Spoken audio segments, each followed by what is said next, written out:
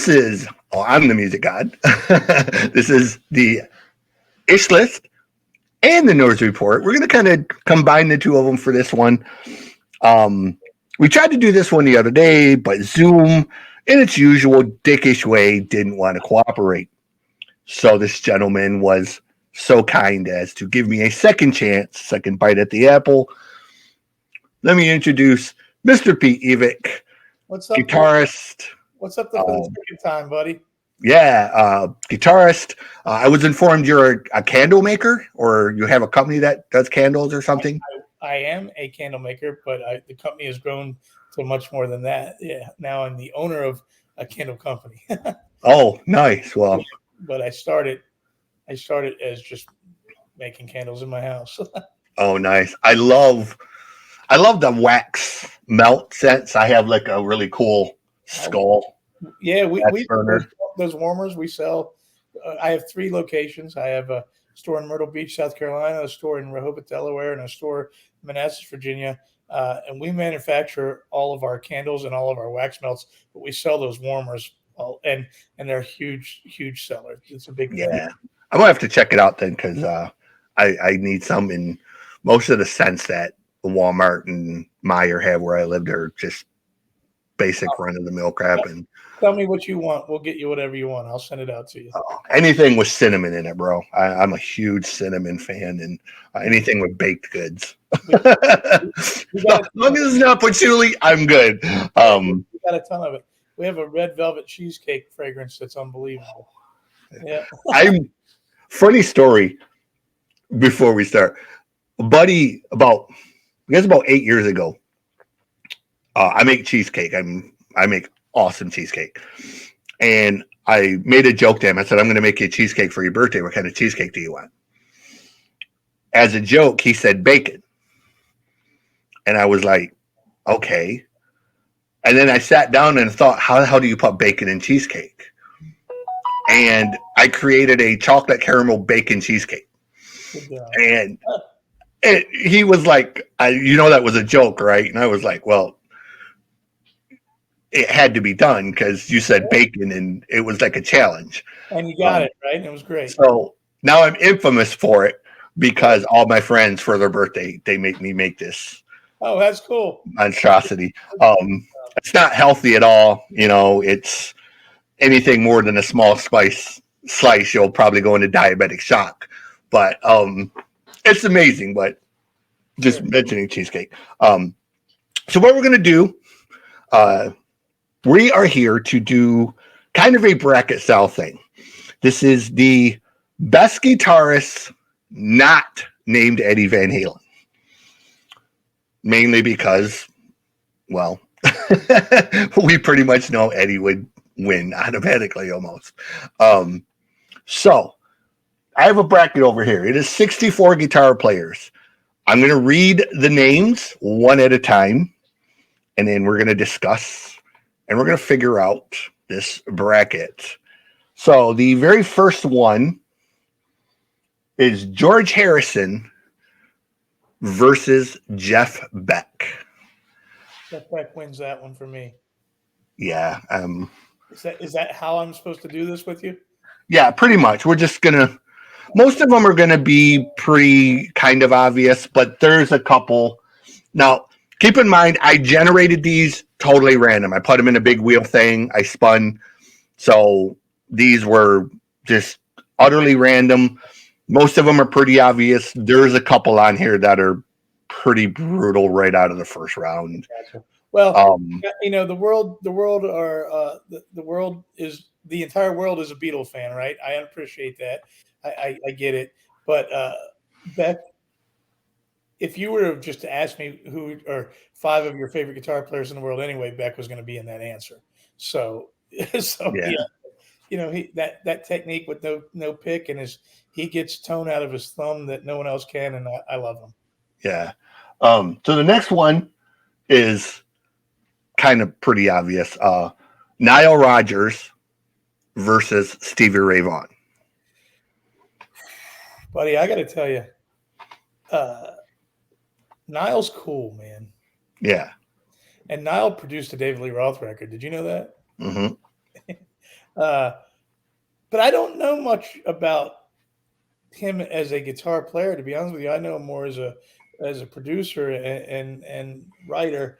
And what are you going to say about Stevie Ray Vaughan? Right? Yeah. I'll be dead. Niles was a guitar player for 10cc.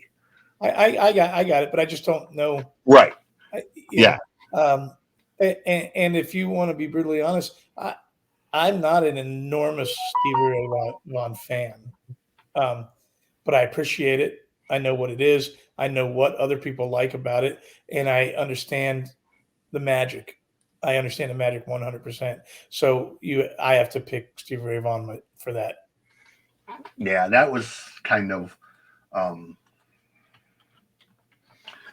my reasoning. Is Niles is amazing, and he's an amazing producer, and he did a lot of really great stuff with 10cc and all that. But going against Stevie Ray Vaughan just out of face is kind of a. This next one was brutal for me. You have Pete Townsend versus David Gilmour. Yikes. Yeah, that was like, ouch. First round. Pinball Wizard was one of the coolest things I'd ever heard in my life when it came out. Yeah. Or not when it came out. I think it was before I was born, but it's so giant and it's so powerful. And Pete Townsend's so cool. And he's one of the energy on the stage, and he's just cool. But man, David Gilmour, Comfortably Numb. Yeah. Right? Comfortably Numb is an enormous part of my own live solo performances. I have to take Gilmour on that. That hurts. That one's hard. But if you ask me, I have to take Gilmour. Yeah, Pink Floyd is my favorite band of all time. I'm a lot like you. Like, Pete is Pete, and normally would be over a lot of other people, but like right out of the gate, I feel really bad because one of the people that's working my 99 Red Balloon singles mm-hmm. posted a picture the other day of him and Pete Townsend and said that Pete had voted for my song. So now I feel like a jerk, but we got to be honest here, man. And I mean, it is what it is. And this is all for fun, so it's not like we're giving away $1 million. I find myself pulling from Gilmour as an influence when I write and record more than I do Pete Townsend. Yeah, it's and like we kind of discussed, what he did with that song for the Ukraine and all that was really just, it was classy as a human being, but it just shows that no matter how old he gets, he still has amazing skill set. The next one, you have Carl Perkins versus Satriani.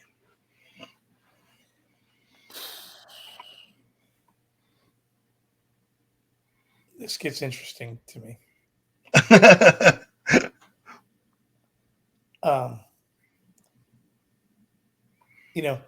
Because I'm an 80s guitar player, am I supposed to pick Satriani?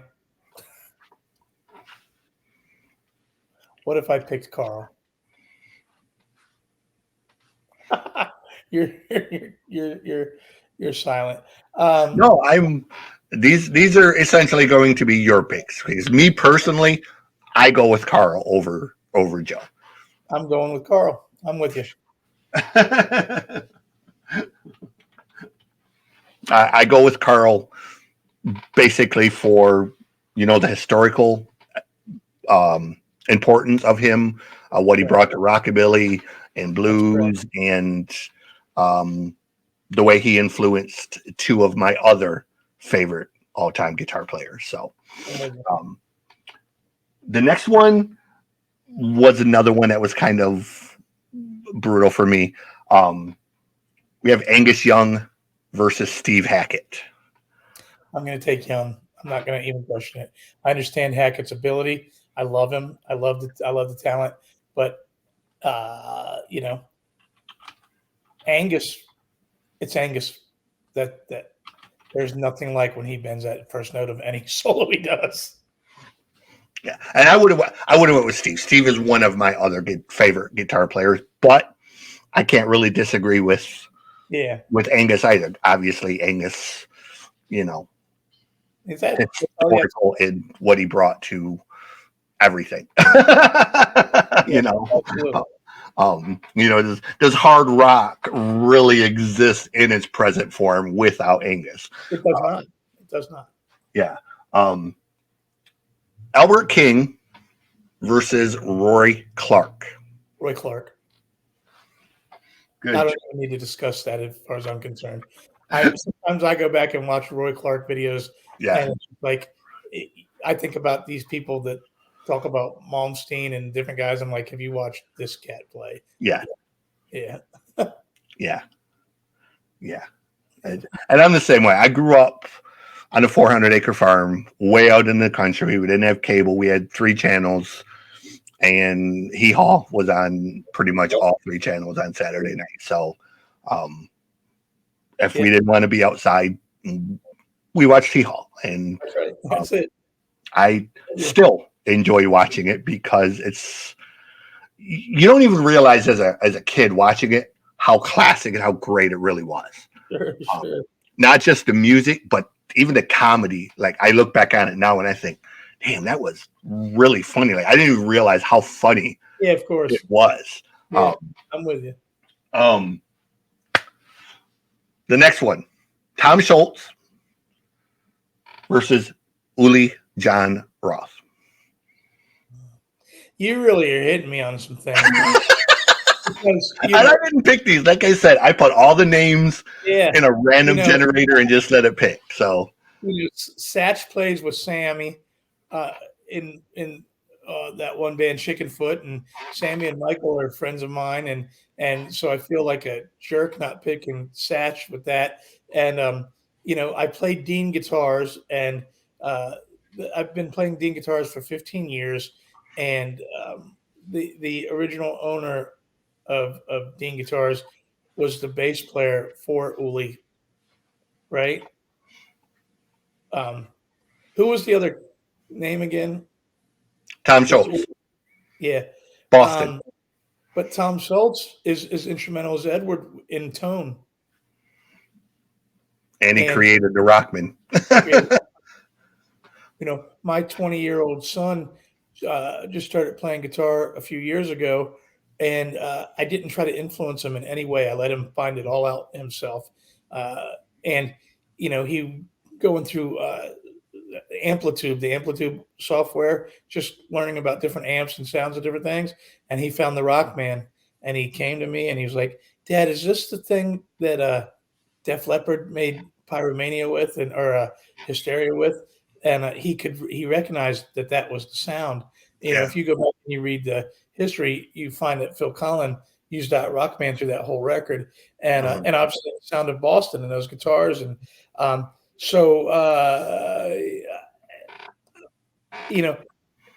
when we're doing this, please remember that I have a passion for producing records as much as I have a passion for guitar. So some of my choices have to be that, and because of that, I have to pick Tom Schultz.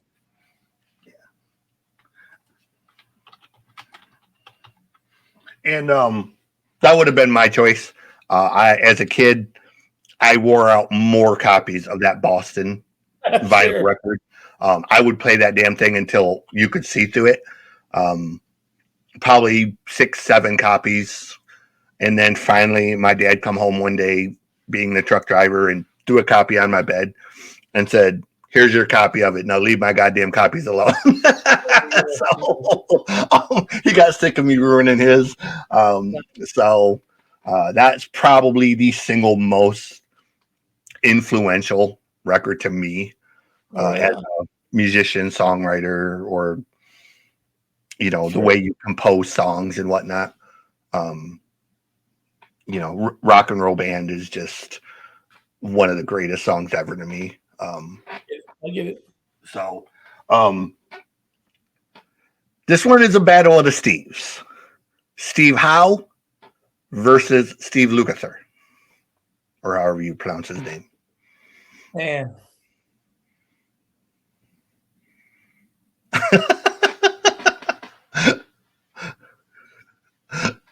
I don't know how I have to take Lukather. Yeah. I have to take Lukather. He's a weird cat when you watch him in interviews and stuff. Yeah, I've heard a few stories about him, but yeah, I don't let it influence the fact that he still played on some of the greatest songs of Edward loved him. Yeah. So there you go. This one hurt for me too. The next one is Paul Gilbert versus Jeff Healey.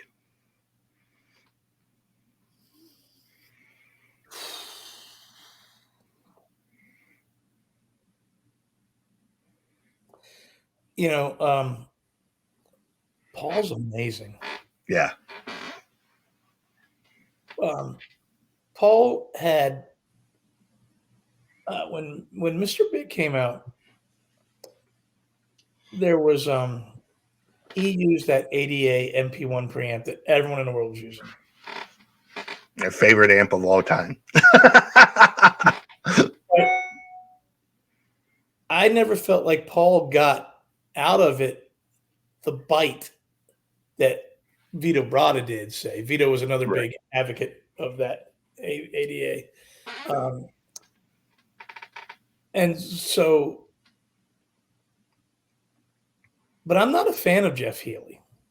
Oh, but I love his tone, and I love what he's accomplished. Right. So I'm actually going to take Jeff. Okay. I'm going to take Jeff. Yeah, I would personally go with Jeff over Paul. I love Paul. I'm a massive fan of Paul, but I saw Jeff half a dozen times live before he died, and just an absolute beast of a guitar player. I recognize Paul's talent, but I never loved his tone, and there's not a single moment in Paul's catalog that ever touched me. Where I'm not a giant Jeff Healey fan, his tone was amazing, and a couple of those notes he hit went right through my spine, and you know what I mean? Yeah. So I'm with Jeff on that. Jeff would, playing live, he would play stuff that you didn't expect him to play, and he would get into some old jazz stuff that just would blow your mind, and you're like, damn, like, this is. I think about that kind of stuff all the time in my position. For the last 20 years, people have watched me play 10 Poison songs. And I think there's a lot of people that may think that's all I know how to do. Right. It's just not the case. Right. Yeah. And Jeff gets points too, just for the Roadhouse scene of, hey, I thought you'd be taller. Hey, next one, Michelangelo Baccio, how he says his name, versus Buddy Guy. That's ridiculous. Michael's an acquaintance of mine, obviously. Yeah. He lives a super nice guy. Lives in the Chicago area. He's come out to see us play a bunch of times.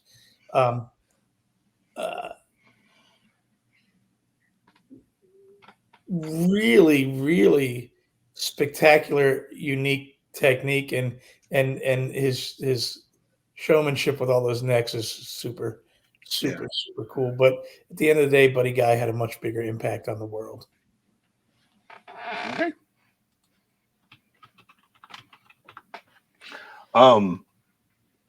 Joe Perry versus Dave Mustaine. Oh man, you are a motherfucker, brother. Dave said you were going to hate me because I read him some of the names, and he's like, he's going to hate you by the end of this. So I have carried the Megadeth flag my whole life, even my love of pop metal and Bon Jovi and Poison. I through and through, I chose Megadeth over Metallica, and I wore that flag proudly. Dave Ellison's a friend of mine.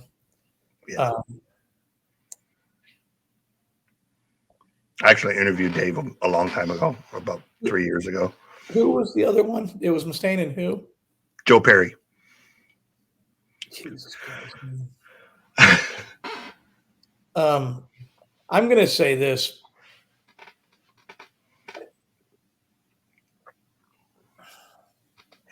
I don't credit Joe Perry for being instrumental in the creation of those Aerosmith songs. I don't. I know a little bit. Joe played on one of our records. He played on the Jamming with Friends record, and if you ever meet Joe, he's the coolest guy in the world. He is rock star. He is the epitome of rock and roll guitar player. He's the definition of which the way that we all try to hold our guitar. He's everything you try to be. But I'm a Mustaine fan, man, through and through. And I can play Van Halen licks all day long, and I can play Steve Vai licks all day long, and I can play Aerosmith stuff all day long. I'm still challenged by some of Mustaine's stuff.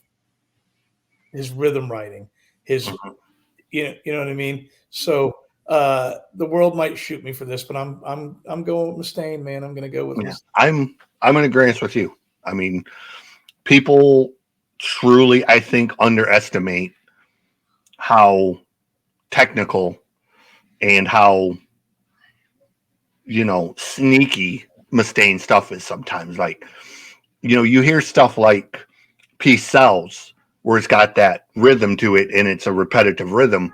Yeah. But they forget that there's other stuff like Hangar 18 that is just brutally technical, you know. So Set the World on Fire off of the So Far So Good So What record, you know, unbelievable. So the next one, this is probably going to be another one you'll hate me on. Dick Dale versus Keith Richards. Yeah, you're a dick. I'm sorry. I'm a beach guy. Yeah. My goal at the end of my life isn't to play Wembley Stadium. I want to end my days playing at beach bars up and down the East Coast. Just me and my guitar staring out at the ocean. That's where it ends for me. So so you have to love Dick Dale. Yeah. But I'm not picking him. Right. No, I have to pick Keith Richards solely for Honky Tonk Woman. Okay.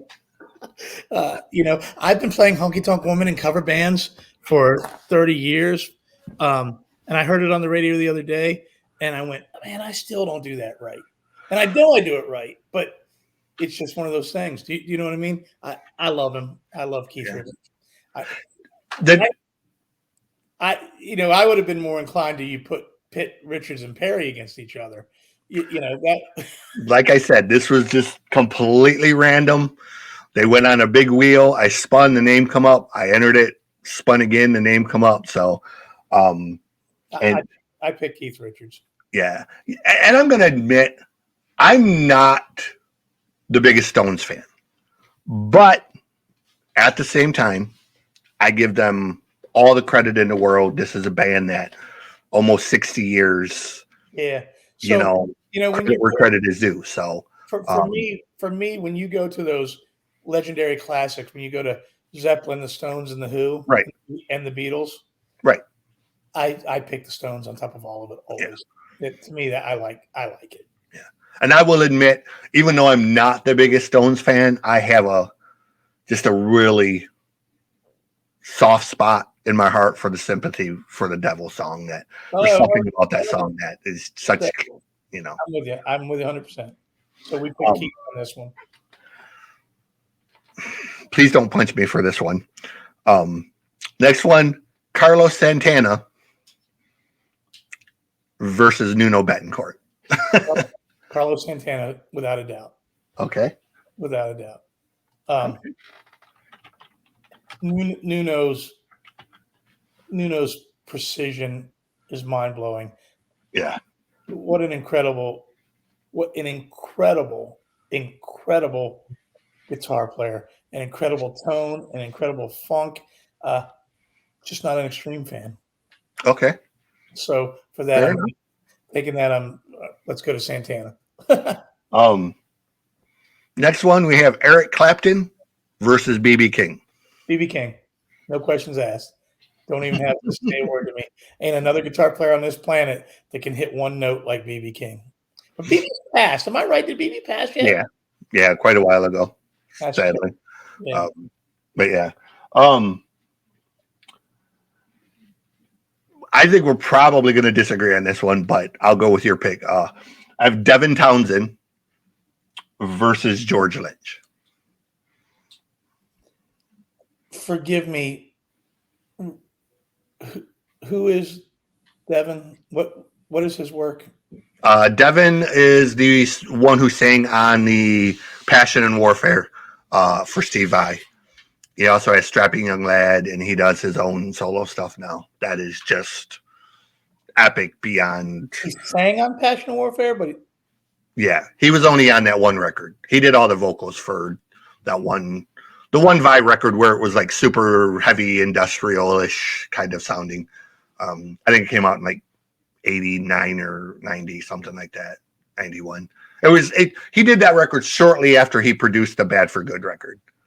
And it was just a total left field thing for Vai, like, because it was so heavy and kind of dark and let's just take him. If he's good enough for Vai, let's take him. And that was my choice. Devin isn't a name that's as known, but if you get into Devin is so talented. The guy writes shit that, like if Hans Zimmer wrote a Megadeth record, that's kind of what Devin does. I get it. I appreciate that. I like George. I like George, but while he had a very unique tone, he didn't break any ground ever to me. Right. And he didn't really know, George, I like him, and he's a great guy, and we've played with him a bunch of times. But George was a little bit of a, if you know his history, he's a little bit of a fake it till you make it guy. You know what I'm talking about? Right. Won a lot of that stuff. You know what I mean? And it turned into a style that's definable. He hits the first note now, and you know it's George Lynch. There's no doubt about it. Right. But I could end this whole bracket right now and just tell you that Steve Vai should win this thing. So if this guy was good enough for Vai, then I pick him. Next one, we have Les Paul versus Chuck Berry. Les Paul. All right. Hey, you've seen that guy, right? Yeah. Like, he did things 50 years ago that we still can't do. Right. Now, Chuck Berry very much defined and created rock and roll as we know it in so many ways. So that's tricky to me, but I have always been fond of Les Paul. And again, as a producer, he invented what we know as modern day multi-track recording. So I pick Les Paul. So those are the first 32. Moving on to the second side. That was brutal, by the way. You haven't heard anything yet. Your next set, we have Prince versus John Petrucci of Dream Theater. I mean,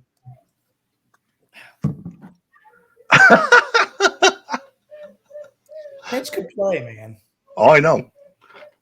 A lot of feel, a lot of heart.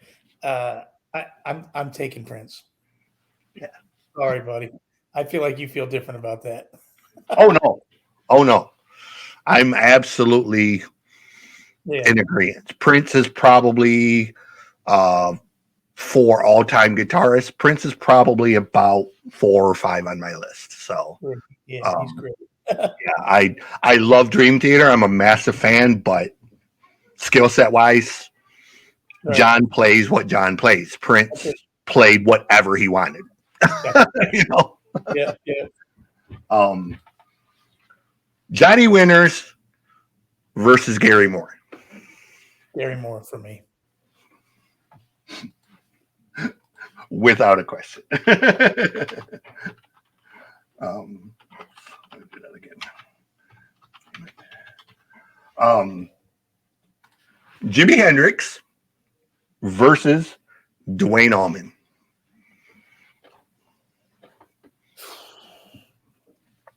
That's interesting. I'll take Hendrix. I'll take Hendrix on it. All right. I mean, there's a lot of people who think he should be number one over. You know what I'm saying? It depends Right. where I'm from. He was the guy before Edward that rewrote the history. I got to take Hendrix. Yeah. I think the next one is pretty simple. You have Derek Trucks versus Randy Rhoads. Randy Rhoads.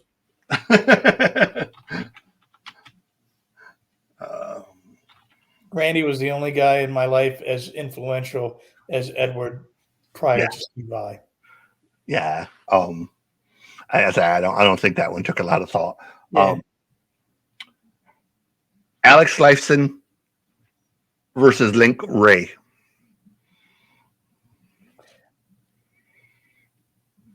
You said Link Ray, right? Mm-hmm. Yeah. So to soften the blow of not picking Dick Dale, I'm going to pick Link Ray. I'm not a Rush fan. Yeah, I'm not either, truthfully. I understand the talent. I understand it. I like a lot of, I like Spirit of the Radio, and I like Lifeson's work. I get it, but Link Ray. Yeah. Billy Gibbons versus Peter Frampton. That might be the toughest one you've asked me.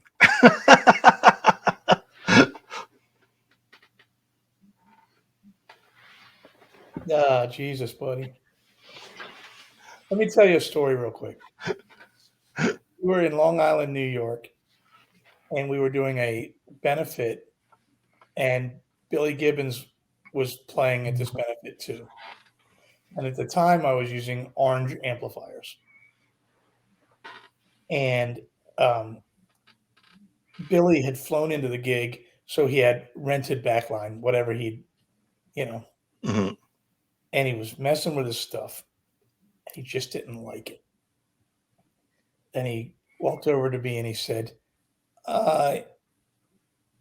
is there any chance I can just listen to your amp and maybe use it tonight? So Billy Gibbons plugs into my fucking orange amp and starts playing. And he says, oh man, this thing's great. Can I use your amp tonight? What am I going to say? There's only one answer. Yes. Right. And then I took that amp and brought it home, and it's been sitting in my closet ever since. Right. Hands down, I picked Billy on that, I guess, man. Nice. Funny story, because I have owned hundreds of records over the years, hundreds of cassettes. Over the years, they've either all been replaced, they've all been stolen, lost, whatever. I have one record. I bought this. I was 10 years old. This original record has stayed with me through it all, through the Army, through dozens and dozens of moves, 14 countries and 48 states. I get it. This record has never been lost, never been stolen. This damn thing is stuck to me like a magnet. But I, like you, I picked Billy over Peter because oddly enough, the song Stages is one of my favorite. Afterburner. What a great melody. Stages keep on changing. Stages rearranging. Love. It's great. There's something about that melody on that song. It's so damn catchy. It's an earworm that every time I hear it, it's just like, there's a hauntingness to that song. It's really unique. I've got the next one typed in wrong. Pretty much already know the answer to this one. Richie Blackmore versus Steve Vai. There's no question, Steve Vai. Now that Edward's passed, I can finally say Steve's the greatest guitar player alive. I can say it. I didn't say that for a lot of years. For some reason, I had it typed in as Steve Vale. Fat Fingers. Peter Green versus Robin Trower. Trower. Okay.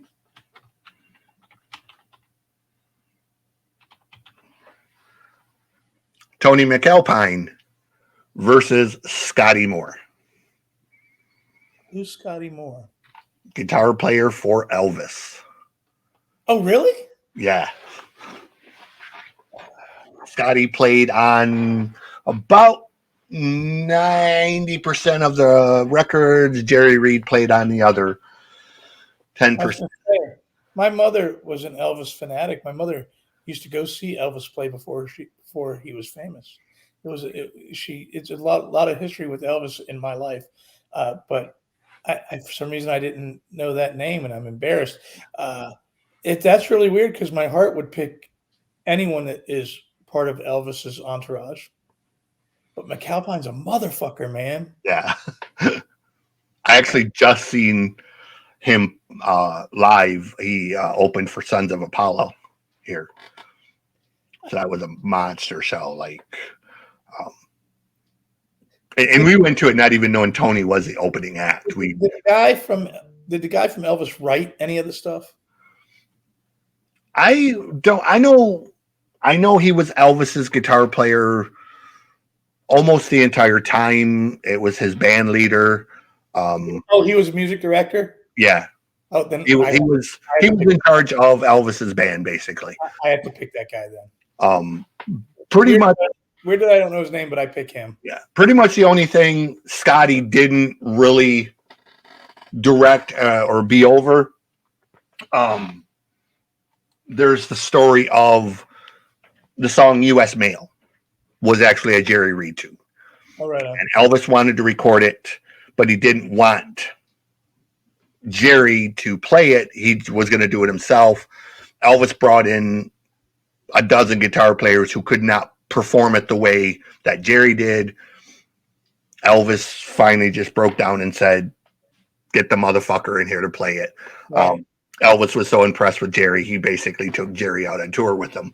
And then after that, Scotty come in and took over. And but Jailhouse Rock, all the big Elvis songs were all Scotty Moore tunes. So, Scotty was a monster guitar player in a lot of different styles. He played country, he played rockabilly, he played back then. That's how that was, right? Dimebag versus Slash. I'm gonna take Slash, buddy. Okay. I'm gonna take Slash. He defined a sound. He was similar to Edward with defining an entire generation of stuff.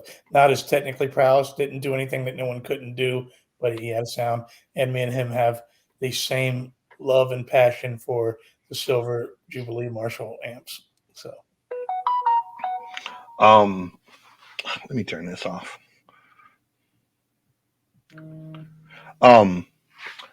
The next one, you have Brian May versus Rory Gallagher.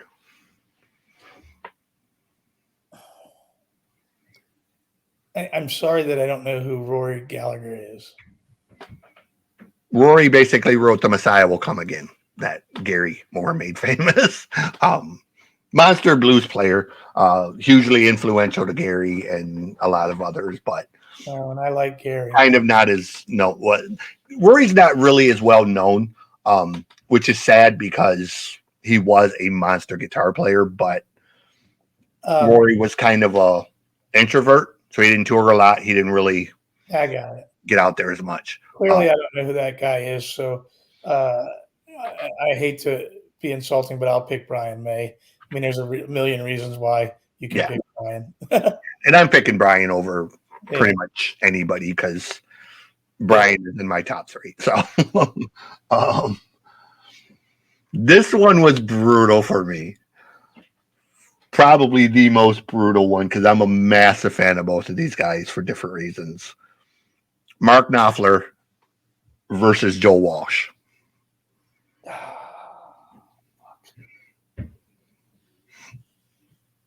Have you done this with other people before, or am I the first person to do this? You're the first one to do one of these brackets. Like before, it was just top 10 lists. You know, you know what? Let's have fun. We do some brackets, and I love it. This was the first one I created, and I was looking at it like, fuck, man, like this one is. I'm gonna go with Knopfler. Yeah, and here's why. I've been a cover band guitar player guy for my entire life. Again, like I told you, I can play whatever you throw at me. I've still yet, in 30 some years, made money for nothing sound like it does. tried. So let's Knopfler's great. Much like Beck, any of those guys that finger pick and use the tone knob and play the guitar as an entire instrument, it just blow me away. It's hard. Yeah. So this one was hard for me for different reasons. Knopfler, for what you said, you know, his prowess and his tone. But Joel, again, for, you know, some of the greatest storytelling type songs, Life's Been Good and whatnot. Yeah, and you're going to make me change my mind. I forgot. You know, about, in body does one. Yeah, and his tone, you know, that he has on some songs, you know, that kind of echoey reverb. Yeah, I'm sticking with Mark. Let's move on before I change my mind. Next one. You have Malmsteen versus Tommy Iommi. I proudly, undeniably pick Iommi.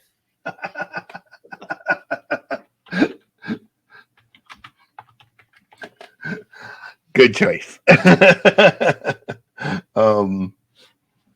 Next one. Chet Atkins versus Richie Kotzen. Boy, you're funny with that. And Richie is a really modern day master of that no pick technique. You know what I mean? But Chet is the reason in a lot of ways for the Van Halen sound, because Eddie was trying to emulate that technique that Chet was doing with the harmonics and couldn't see how he was doing it, which is how he ended up learning to do the tap thing. And Chet, much like Les Paul, you watch those videos and you go, oh man, I suck, because that guy,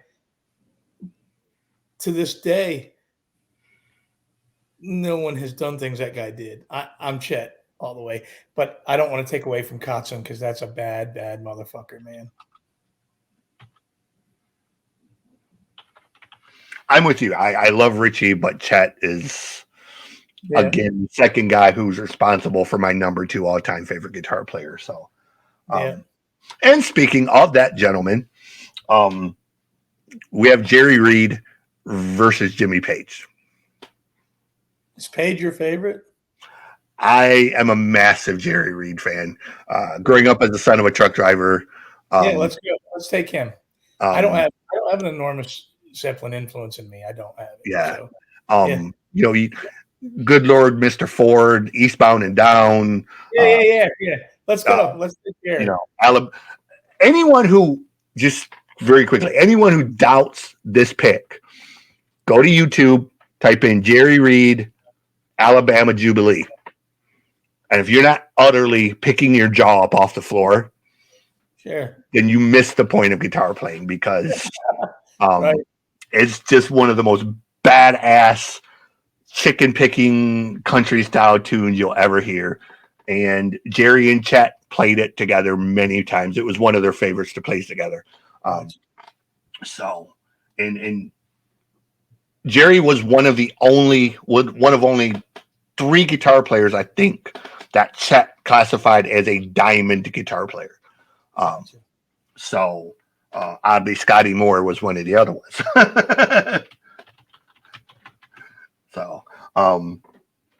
Next one, Frank Zappa versus Greg Howe.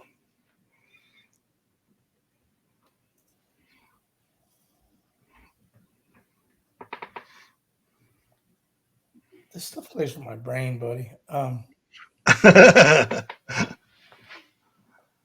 There's no Steve Vai without Frank Zappa. Yeah. So I want to pick Zappa, but I personally like Hal more than Zappa. Can you pick out one for me? Can this be my wild card or um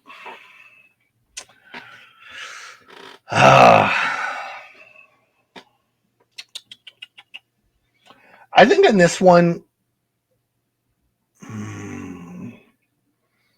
this is the one I didn't want to pick. I'm kind of like you.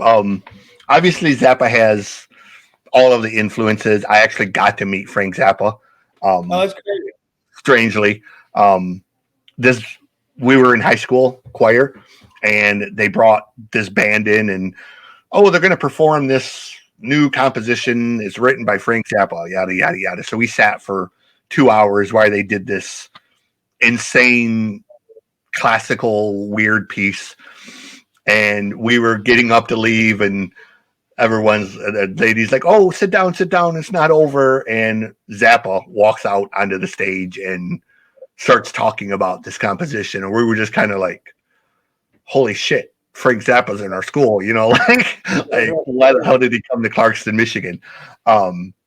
And super cool guy and whatnot. I'm a huge fan of Dweezil. Dweezil's great, man. Yeah. Oddly, I didn't put Dweezil on here. I don't know why. But I'm kind of like you. I go with Greg, I think, because Greg is just one of them cats who are grossly underrated. Sure. I think he had much more of an influence on that shredder style than people really give him credit for. All right. Well, let's pick Greg. So we'll go with that. All right. So now we have Jeff Beck versus Stevie Ray Vaughan. Jeff Beck for me. David Gilmour versus Carl Perkins. David Gilmour. It's going to be tougher, but also easier because this is interesting. Go ahead. Angus Young versus Roy Clark. Oh, that one's hard. I'm going to pick Roy, man. I'm going to go with Roy Clark. Roy is in my skull, man, watching him as a child, Yeah. And just a monster player on multiple instruments and total badass. I mean, whether you like country or not, 3 minutes of watching the man play guitar would tell you all you need to know about Roy Clark. So, Tom Schultz versus Steve Lukather. Lukather. Can I change that? Sure. Let's go back to Schultz, man. Sorry. Okay. Jeff Healey versus Buddy Guy. Healey. Dave Mustaine versus Keith Richards. That puts me in a terrible position right there. I'm going to take. I'll take Keith, man. This is going to hurt by the end of this. That's what you meant to do, right? I just wanted it to be fun, but I wanted it to be kind of challenging to. Yeah. I didn't want it. I could have easily put these in the order that, and made them much easier, but I went random because I kind of wanted stuff like this to really. I hope this takes off for you because this is awesome. I would watch this all day long. I'm going to do a lot more, and I have other ones. It's just finding the right people with the expertise in what it is. Like this one, when I told Dave, I was like, look, I could get anybody to do it. I want someone who really knows guitars, really knows guitar playing, really knows multiple genres and the history of it. And you were the first person he said. So I was like, all right, go with it. Because, awesome. I know he's been around since the dawn of time and he knows. And yes, Dave, I called you old. He is old. Santana versus BB King. Who is it? Carlos Santana versus BB King. BB King all day long for me, buddy. And lastly, we have Les Paul and Devin Townsend. I'm going to take Les. Yeah.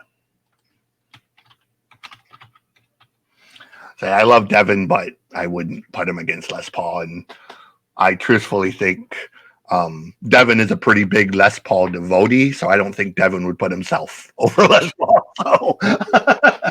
So, this one hurts me.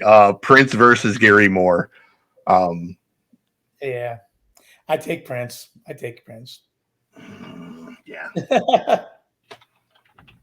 I could go. Gary Moore is my all-time favorite guitar player. And I understand. But Prince is number 2. So Gilmore is number 3. I got it.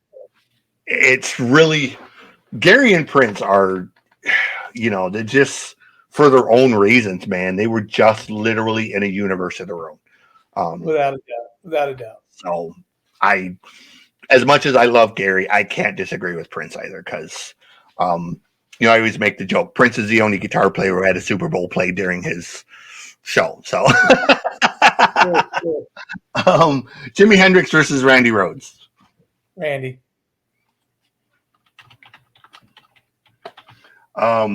Link Ray versus Billy Gibbons.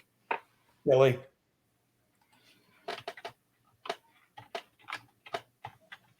We have Steve Vai versus Robin Trower. Steve Vai. Scotty Moore versus Slash.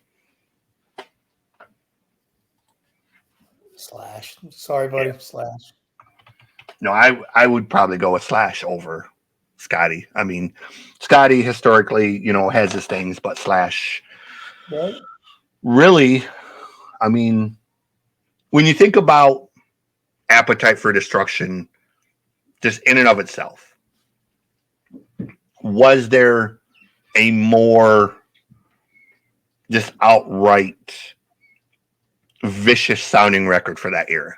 No. I mean, it was just so. There's still not one. Yeah, like it was punk without being punk. It was hard rock without trying to be hard rock. It was just, it was a literal musical runaway train. Like it was, like it just, there's a sound to that record that's never been matched, right. and wasn't repeated by them by any chance either. Yeah, and every individual piece of it, when you think about not just Slash but Duff's bass playing. All of it. There's not a bad moment on the record. Yeah, like when you listen, Duff has such a undescribable tone. You instantly know it's Duff playing. Like even on the new Ozzy record. Yeah, right. You listen to those Ozzy songs, you instantly know that is Duff because it's just got that bottom end.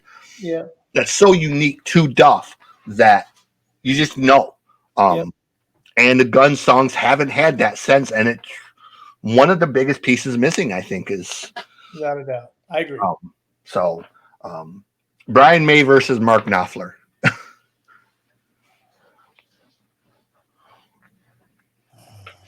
Man, I like Mark. I'm picking Mark. Okay. I won't disagree with that one either because, again, 6 of one, half a dozen of the other. So, right. Tommy Iommi versus Chet Atkins. Chet.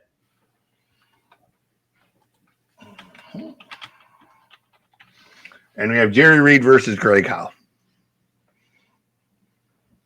I'm going to stay with Greg. I like Greg. Okay.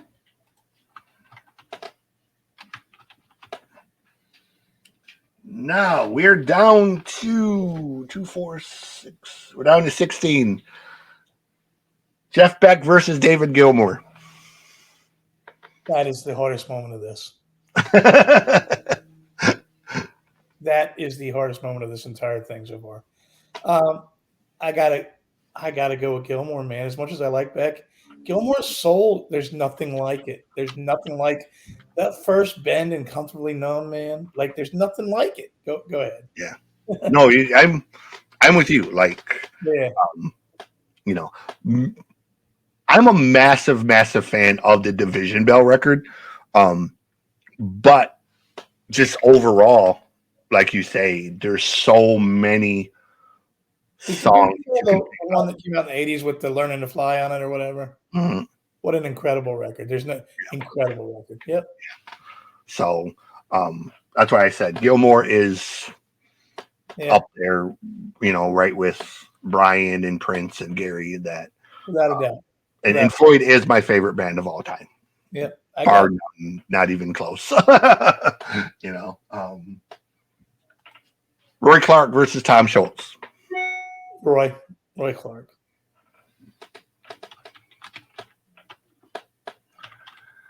We have Jeff Healey versus Keith Richards.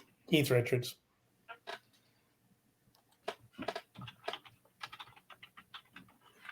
We have B.B. King versus Les Paul. Oh.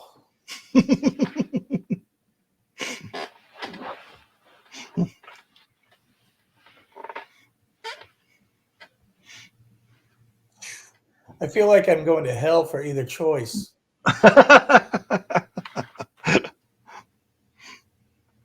Oh man, I love BB, but I got to go with Les Paul. Man, I got to go with him. Have to. All right. On the other side, we have Prince versus Randy Rhoads. This gets worse and worse, buddy. This sucks. At this point, I'm taking Randy. Billy Gibbons versus Steve Vai. You know what I had? I had no choice. Steve Vai.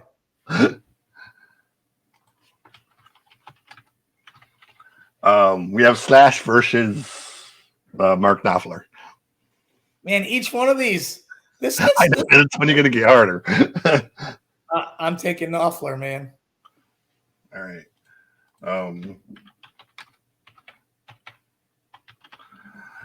Now we have Chet Atkins versus Greg Howe. Chet.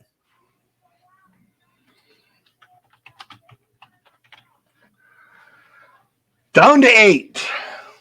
Who do you pick between David Gilmour and Roy Clark?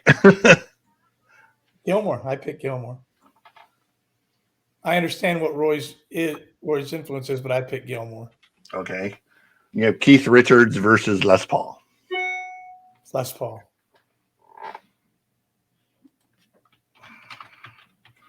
The other side, we have Randy Rhoads versus Steve Vai.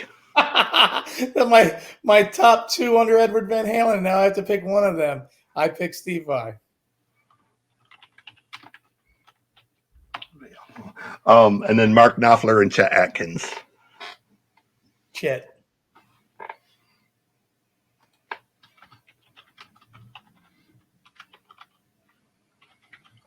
So, final four. You have Gilmour versus Les Paul.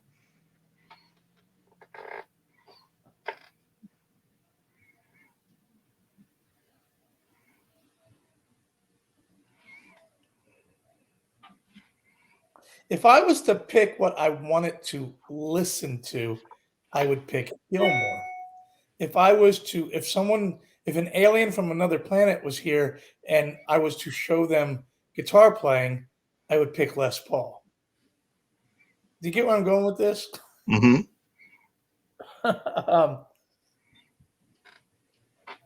I have to pick Les Paul. I have to.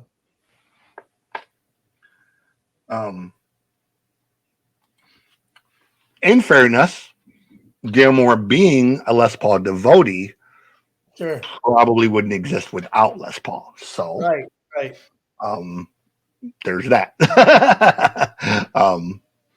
Steve Vai versus Chet Atkins. How did they end up together at the end? That is terrible news, man.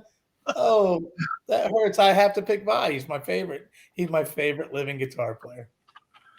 All right. And the final two, you have Steve Vai versus Les Paul. How ironic is that? The guy that created the guitar. Yeah, I mean, I'm going with Vi, man. I'm picking Vi. Look, my dog is upset about this. What kind of dog is he? What's that? What kind of dog is he? He is an Australian cattle dog. His name is Oh, Boba. okay.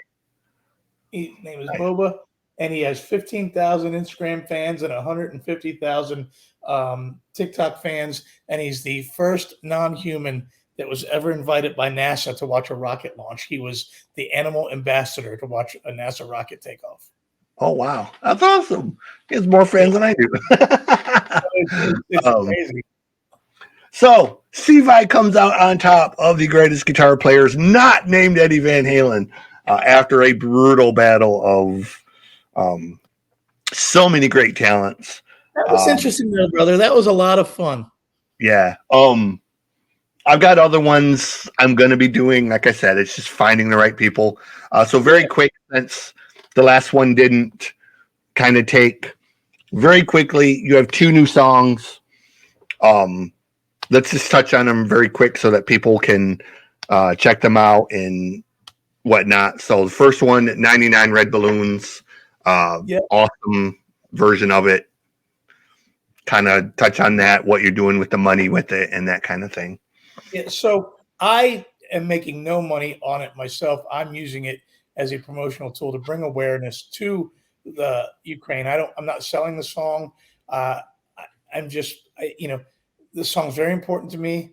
The threat of nuclear war when I was a kid was crippling to me, and I carried it on with me into my adulthood. And when the Ukrainian war started and the headlines were reading about Putin dropping nuclear weapons, I retreated back to this song like I did when I was a kid and used it as therapy. So then I recorded it and I put it out, and I put all the imagery of the current war behind us in the video to just raise awareness to people of what the destruction is really going on and how terrible it is. But it's not tied to any particular charity. It's just hoping that people see what's really happening and choose their own charity to or whatever way they can find a way to help in any million ways to help. And the other one, My Best Days, great jam. I appreciate that you're saying that so much. I wrote the song over COVID when the whole world was feeling like, everyone felt like their whole life was over. Like, even though we were cursed to live, the whole attitude was the best days of our lives have obviously already gone because there was such doom and gloom. And I just thought to myself, that can't be it. The best can't be over yet. And I wrote the song, My Best Days Aren't Behind Me Yet. And I wrote it as a inspiration to anyone, mostly people my age, your age, that were feeling those kind of things, that something better is coming. If my best days have already happened, then what am I living for anyway? So My Best Days Aren't Behind Me Yet. I wrote it as a inspiration to anyone that was feeling down or like life wasn't going to get any better. And I hope that one person or a million people find something in it, find some hope, find some a good spot, a feel good spot in their heart. And I wrote the song and intentionally produced it 100% on purpose. Did everything I could to make it sound like it was would have been a track we never heard off the Bon Jovi New Jersey record. The Bon Jovi New Jersey record was close to my heart because it was a feel good record, but the songs were important songs with most of the lyrical content was storytelling content and touching emotional stuff, but yet the music was uplifting and felt good and still fun. And so I was very attached to the feeling I got when I would get in my car and put the cassette in and head to the beach or wherever I was going. And I wanted to create that feeling musically with a song that had a modern message to our generation. Yeah. That record, the New Jersey record, along with Trash by Alice Cooper. I was in foster care at the time, and those 2 records were so important to me.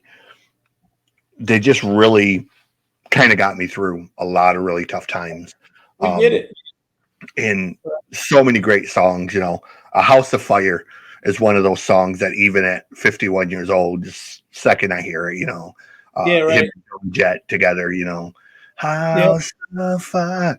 It's just, you instantly sing along to it. And Same with, the New Jersey record. It's so many classic great moments on it that, Right.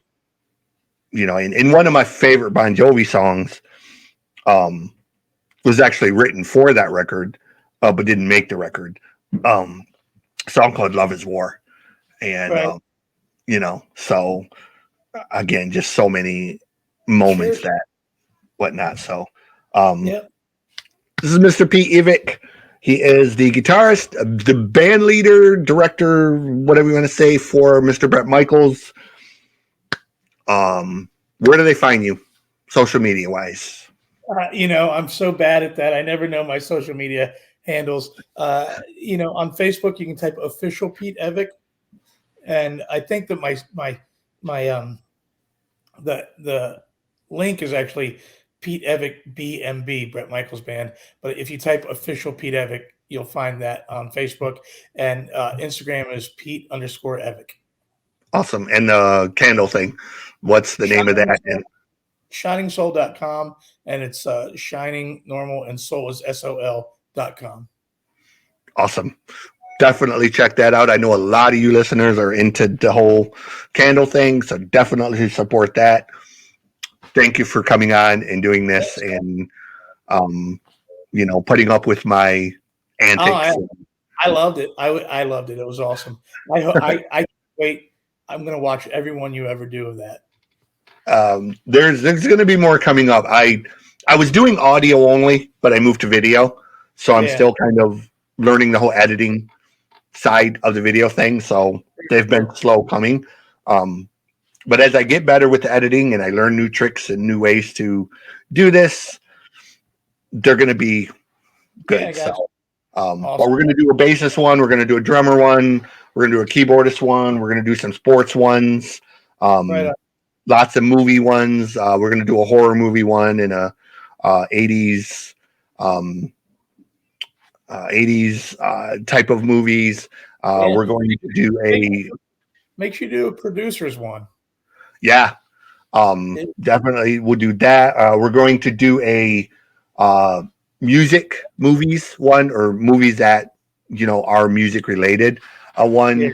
So I got tons of ideas. It's just, again, getting it together, finding the people, and getting it done. So gotcha. All right, buddy. We're gonna make this happen. Be well, treat each other with kindness. Remember, no matter what happens, music heals. Music heals is right. Thank you, brother.